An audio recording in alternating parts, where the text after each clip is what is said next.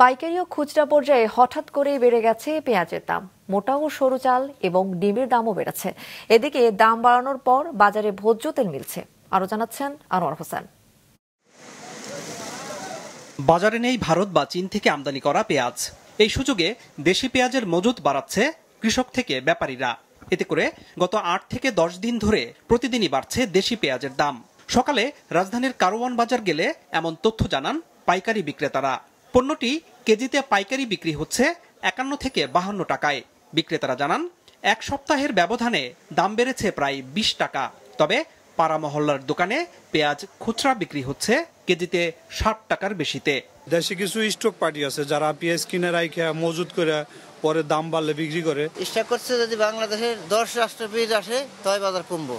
খালি বাংলাদেশি পেঁয়াজ থাকলে পরে আস্তে আস্তে বাইরে যাব। পেঁয়াজ নেওয়ার জন্য আসছিলাম, দাম বেশি তাই কিনতে পারলাম না। সমস্যা হচ্ছে যে আমরা আগে যেখানে 5 কেজি লাগতো এখন 3 কেজি ব্যবহার করতে হবে। মোটা ও সরু চালের দামও বাড়ছেই। দোকানিরা জানান এক সপ্তাহের ব্যবধানে সরু চালের দাম কেজিতে 4 টাকা বেড়েছে। চাল ভেদে বিক্রি হচ্ছে সর্বোচ্চ 90 টাকা পর্যন্ত। যে মিনিকেট চাল ছিল আপনার 86 টাকা, এখন 90 টাকা কেজি। কেজিতে 3-4 টাকা বেশি চিকন চাল এই এক সপ্তাহের ব্যবধানে।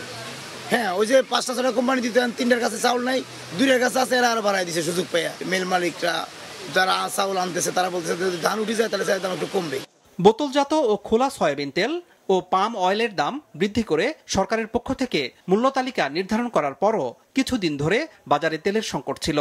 তবে আজ থেকে বর্ধিত দামে পর্যাপ্ত তেল বাজারে বিক্রি হতে দেখা গেছে। আমাদেরকে আগের দিন বলে দিচ্ছে কালকে বাড়তি মাল আসবো, একদিন মাল দেয় না, এরপর দিন বাড়তি মাল দিয়ে দিচ্ছে।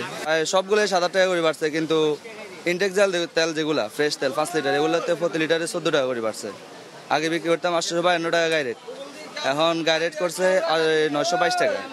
ঈদের আগের তুলনায় বর্তমানে ব্রয়লার সাদা মুরগির দাম কেজিতে 40 টাকা কমিয়ে 175 থেকে 180 টাকায় বিক্রি করা হচ্ছে। হ্রাস পেয়েছে সোনালী মুরগির দামও। অবশ্য ডিমের দাম হালিতে 2 টাকা বেড়েছে।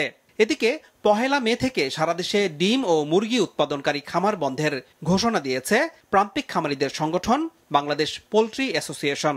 গতকাল এই সিদ্ধান্তের কথা জানানো হয়। আনোয়ার হোসেন, মাছরাঙা সংবাদ, ঢাকা।